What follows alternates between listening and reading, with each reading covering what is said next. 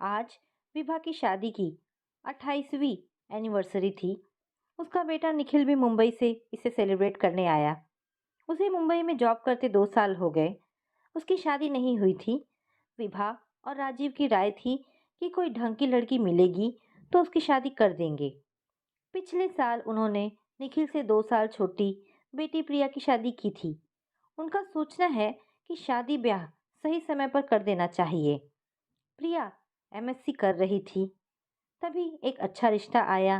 प्रिया तब शादी के लिए तैयार नहीं थी। वह अपना कैरियर बनाना चाहती थी। विभा ने उसे समझाया, बेटा, अगले साल तुम्हारी पोस्ट ग्रेजुएशन पूरी हो जाएगी। जॉब करनी है तो कोई अच्छा स्कूल ज्वाइन कर लेना। थोड़े नानुकुर के बाद वह तैयार हो गई। आज वह एक बड़े प्रसिद्ध स्कूल में टीचिंग का काम कर रही है और अपने जॉब से खुश है। इस समारोह में विभा ने कुछ खास लोगों को ही बुलाया था। कार्यक्रम खत्म होने के बाद विभा की एक चचेरी बहन सुनीता ने निखिल के लिए एक रिश्ते का जिक्र किया। लड़की मुंबई में नौकरी करती है। उसने दिल्ली से इंजीनियरिंग किया है, वह बोली। उसे सुनकर अच्छा लगा। निखिल भी मुंबई में सेटल था। दोनों साथ काम करेंगे तो घर गृहस्थी का आर्थिक बोझ आसानी से उठा सकेंगे।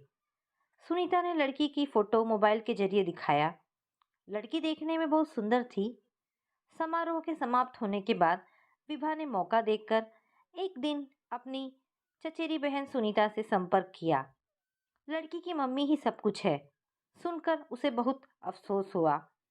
उसके पापा को हुआ क्या था? विभा ने प्रश्न किया। अरे वह नहीं जो आप समझ रही हो।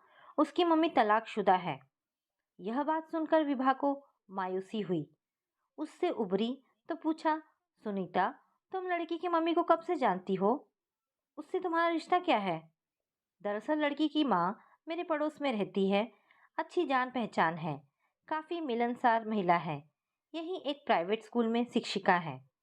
विभा के लिए बाकी सब तो ठीक था, पर उसकी माँ का तलाकशुदा होना उसे अच्छा नहीं लग रहा था।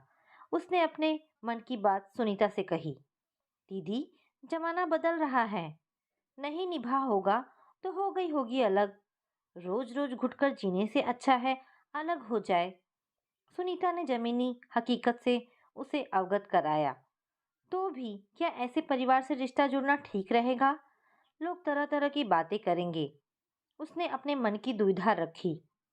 कोई कुछ नहीं कहेगा, किसके पास समय है। वैसे आप अपनी तसल्ली के लिए लड़की की मम्मी से हर तरीके से बात कर लें। जब संतुष्ट हो तब रिश्ते के बारे में सोचिए।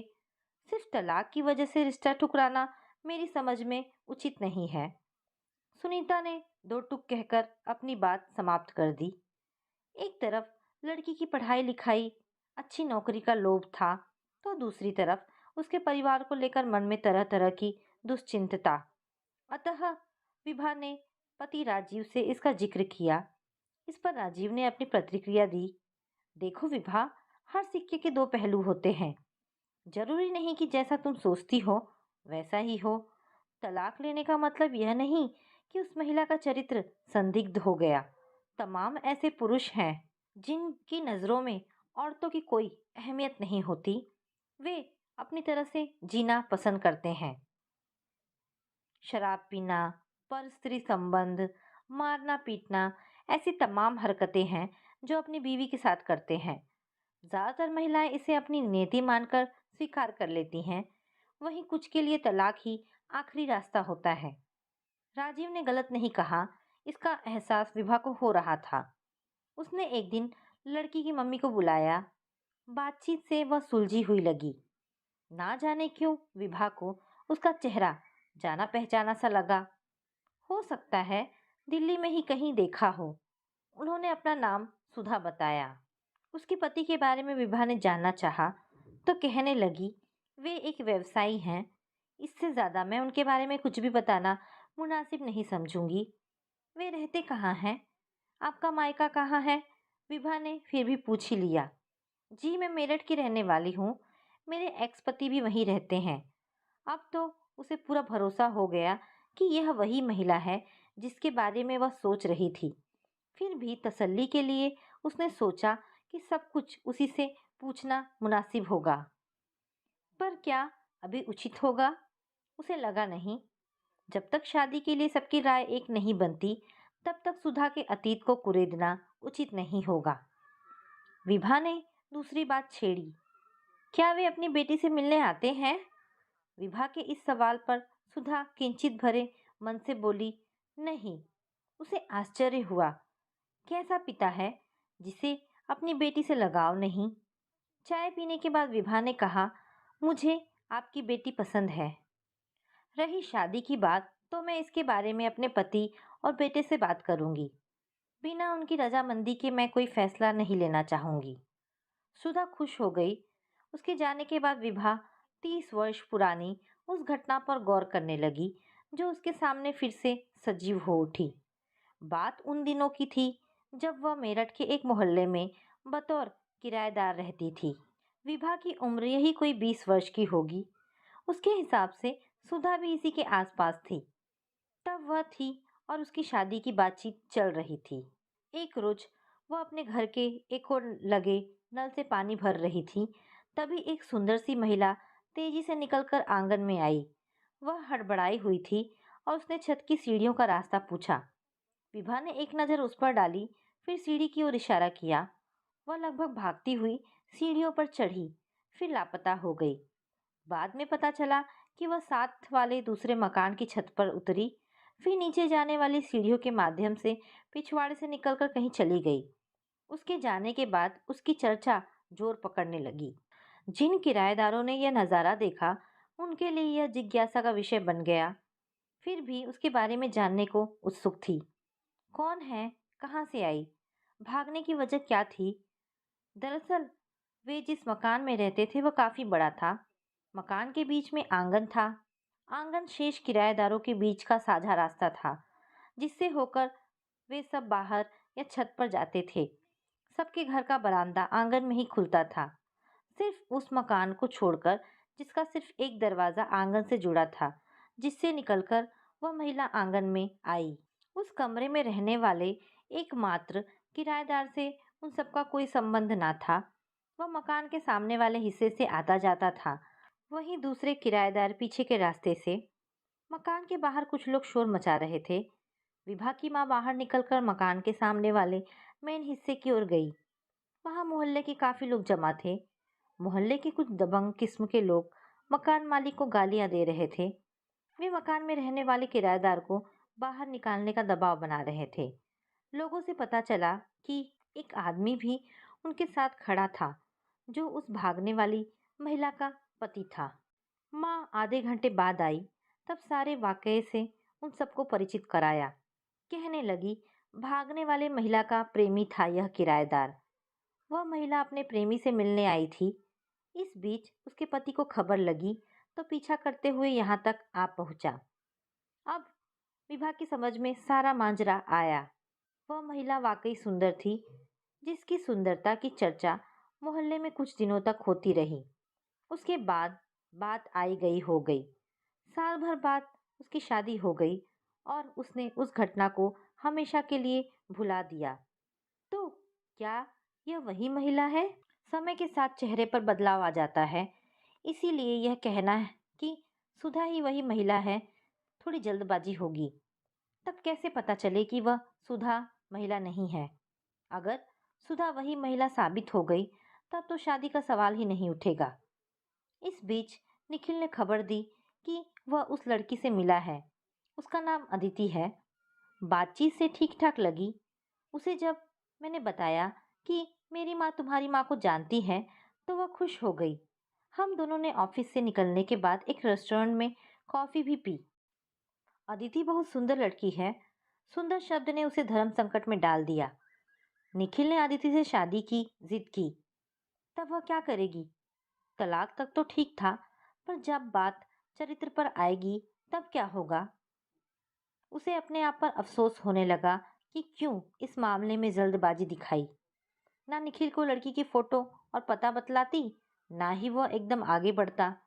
उसने राजीव से कहा तो वे बड़े निश्चिंत भाव से बोले, इसके लिए ज्यादा चिंता करने की जरूरत नहीं है। निखिल ऐसा कुछ नहीं करेगा। हाँ, तुम लड़की की माँ को बुलाकर चाहो तो अपनी शंका का समाधान कर सकती हो। मेरे हिसाब से ऐसा कुछ नहीं होगा जो अनुचित हो। माँ का अच्छा करियर है, बेटी को उच्च शिक्षा दिलवाई है, यह सब अच्छे संस्कारों से ही संभव है। विभा को राजीव की बात जची। मौका देखकर सुधा को दोबारा बुलवाया। क्या मैं आपकी निजी जिंदगी के बारे में जान सकती हूँ? पहले तो वह थोड़ा हिचकी, फिर तैयार हो गई। मेरे मन में आपको लेकर कुछ शंकाएं हैं, जिसका समाधान हो जाए तो इस रिश्ते के लिए मुझे कोई ऐतराज नहीं होगा। जी पूछिए। मैं भी चाहूंगी कि कहीं कोई कसर ना रह जाए, जिसके लिए हम दोनों को पछताना पड़े। उसने उस घटना का जिक्र किया। कुछ क्षण के लिए वह कहीं खो गई। जब उभरी तो उसकी आंखों के दोनों कोरे भीगे हुए थे। एक स्त्री होने के नाते वह भी भावुक हो गई। मैंने सोचा था कि वक्त के साथ मेरा अतीत भी दफन हो चुका होगा, पर ऐसा हुआ नहीं। आपके रूप में फिर से जिंदा हो गया। यह सच है कि मैं वही अभागिन स्त्री हूँ जिसके बारे में आप जानती हैं। वह मेरा प्रेमी था, पर यह सच नहीं था कि मैं शादी के बाद भी उससे मिलती थी। उस दिन उससे मिलने की सिर्फ यही वजह थी कि उसके पास हमारे साथ बिताए कुछ पलों की तस्वीरें थीं, जिन्हें मैंने लेने का प्रयास किया। पता नहीं कैसे मेरे पति ने मुझे रिक्शे से अकेले जाते हुए देख लिया। उन्होंने मेरा पीछा किया और वे वहां तक पहुंचे। उसके बाद जो हुआ वह आपको तो पता ही है। उसने कहना जारी रखा। शादी के 2 साल किसी तरह गुजारे। अदिति उन्हीं की बेटी थी, मगर उन्होंने कभी भी उसे नहीं स्वीकारा। वे बार बार यही कहते कि यह मेरी बेटी नहीं है। अंततः जब उनकी आदतों में कोई बदलाव नहीं आया, तो एक दिन आजीज आकर उसने कहा, क्या स्त्री का प्रेम करना गुनाह है? शादी के पहले आपने भी किया होगा। आपका प्रेम क्षम्य, वही मेरा प्रेम व्यभिचार। सिर्फ इसलिए कि मैं एक स्त्री हूँ। तुम्हारी वजह से आज भी मैं सामाजिक रुसवाइयों से मुक्त नहीं हो पाया। कोई बात छुपती नहीं, सबको पता चल चुका है कि तुम शादी के बाद भी अपने प्रेमी से मिलती रही। मेरे पति बोले, उसके लिए आप जिम्मेदार हैं। अगर आप खुले दिमाग के होते तो क्या जरूरत थी मुझे उससे फोटो लेने की? साथ फोटो खिंचवा लेना एक आम बात है। लड़का लड़की एक साथ पढ़ रहे हैं, यदि उनके बीच एक अच्छी दोस्ती बन जाती है तो साथ में फोटो खिंचवा लेने से कौन सा पहाड़ टूट पड़ता है। मगर नहीं, मन में आपको लेकर एक भय था, इसलिए उसके पास गई थी। आपने तो सोचा कि मैं उसके पास प्रेमालाप करने जा रही हूँ। कौन देख रहा है कि अंदर तुम क्या कर रही हो? मैं चाह कर भी उस पल को भुला नहीं पाता। इसका इलाज क्या है? तलाक। यही उनका निर्णय था। मैंने भी इसे बेहतर फैसला समझा। तब से आज तक मैंने कभी पीछे मुड़कर नहीं देखा। दूसरी शादी का ख्याल नहीं आया। पता नहीं क्यों मेरा मन नहीं हुआ। सोचा एक लड़की है, उसे ही अपने जीवन का मकसद बनाऊंगी। उसे अच्छी परवरिश दूंगी, शिक्षा दूंगी। कल को आपकी बेटी भी आपके पद चिन्हों पर चले, तब? मैंने कौन सा गलत रास्ता चुना था?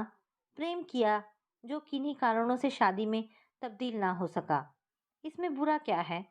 जरूरी नहीं कि आप जिससे प्रेम करते हैं उससे विवाह भी हो।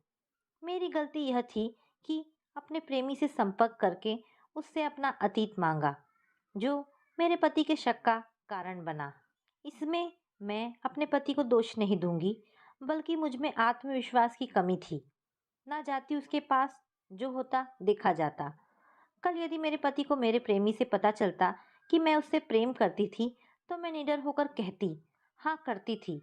और हाँ, आप यह मत समझिएगा कि मेरी बेटी नहीं जानती है। मैंने उसे सब बता दिया है। जमाने की ऊंच नीच भी समझा दी है। मुझे उस पर पूरा भरोसा है कि वह ऐसा कोई काम नहीं करेगी जिसके लिए उसे बाद में पछताना पड़े। उसमें मुझे लेकर कोई हीन भावना नहीं है। सुधा की बातों से लग रहा था कि वह बेकसूर स्त्री थी। वह उठकर जाने लगी। विभा ने उसे दरवाजे तक छोड़ा। इतना सब कुछ कहने सुनने के बाद उसके चेहरे पर कहीं भी अपराध बोध के शिकन न थे। यह विभा को अच्छा लगा। 1 महीना गुजर गया। उसने इस शादी के बारे में सोचना छोड़ दिया था। एक दिन निखिल का फोन आया। माँ, मुझे अदिति पसंद है, मैं उसी से शादी करना चाहता हूँ। सुनकर विभा को तीव्र आघात लगा। उस समय तो कुछ नहीं बोली, मगर जब रात को राजीव ऑफिस से आए तो निखिल की पसंदगी के बारे में जिक्र किया। दिक्कत क्या है? लड़की उच्च शिक्षा प्राप्त है, अच्छी नौकरी में है। मुझे तो उसमें कुछ खराबी नजर नहीं आ रही। मैं उसकी माँ का अतीत पचा नहीं पा रही हूँ। अतीत के बारे में सोचकर क्या हासिल हो जाएगा? जीना तो है हमें वर्तमान में। वर्तमान यही कहता है कि उस लड़की में कोई खराबी नहीं है। अगर उसकी माँ चरित्रहीन होती तो दूसरी शादी रचाकर ऐश करती, मगर नहीं, उसने अपनी जवानी अपनी बेटी के भविष्य के लिए कुर्बान कर दी। इससे बड़ा त्याग कुछ नहीं हो सकता। राजीव का तर्क न्याय संगत था। इसका मतलब आपको यह शादी पसंद है? ज्यादा खोजबीन का जमाना गया। आज के बच्चे अपने आर्थिक भविष्य के बारे में ज्यादा सोचते हैं। निखिल ने उसकी शक्ल नहीं बल्कि अपना आर्थिक भविष्य देखा होगा। आज के बच्चे भावनाओं में नहीं बहते। ऐसा ही लड़की ने भी सोचा होगा। ऐसे बच्चों के आगे हम कहाँ टिकते हैं? कल को बेटे बहू को लगेगा कि हम बेकार हैं, तब क्या होगा? या तुम क्या सोचने लगी? मैं गलत नहीं सोच रही। आप ही तो कह रहे हैं कि आज के बच्चे भावनाओं में नहीं बहते। ना भावना रहेगी, ना वे हमें पूछेंगे, कहकर विभा निराशा में डूब गई। उसकी चिंता मत करो, कल की कौन जानता है। और हाँ, सुधा के अतीत का जिक्र कभी भी निखिल के सामने मत करना। विभा ने भी मन बना लिया कि ऐसा ही होगा। राजीव ने कुछ सोचकर ऐसा कहा होगा। बच्चों की खुशी में ही अपनी खुशी है। सो सुधा को फोन करके बुलाया। वह भागी भागी आई। जैसे ही विभा ने शादी की रजामंदी की खबर दी, उसकी आंखों से खुशी के आंसू बह निकले। विभा का हाथ अपने हाथ में लेती हुई वह बोली, आपने मेरी बेटी का हाथ थामकर मुझे एक बड़ी चिंता से उबार दिया। मुझे पूरा विश्वास है कि मेरी अदिति यहाँ सुखी रहेगी। उसने सुधा को गले लगा लिया। तो दोस्तों, ये छोटी सी कहानी यहाँ पर समाप्त होती है। आशा करती हूँ कहानी आपको पसंद आई होगी। अगर कहानी पसंद आई है तो प्लीज़ इसे लाइक एंड शेयर करें। धन्यवाद दोस्तों।